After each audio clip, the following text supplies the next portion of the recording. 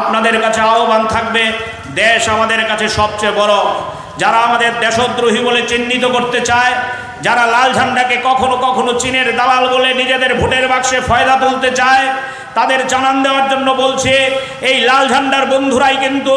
এই বামপন্থী বন্ধুরাই কিন্তু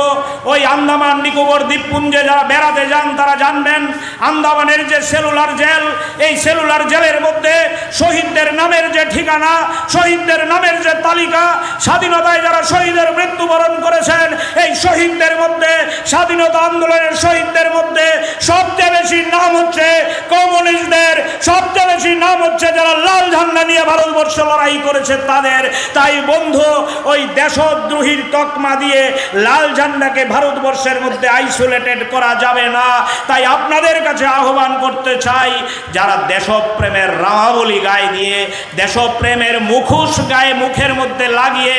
আলটিমেটলি ভোটের রাজনীতি করছে,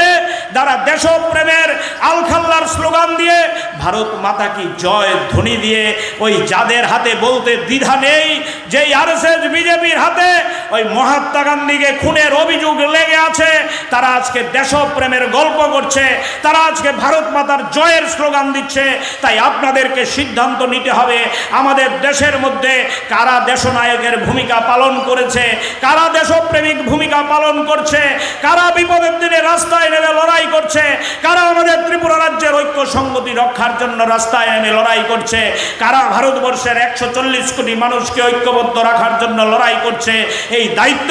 আজ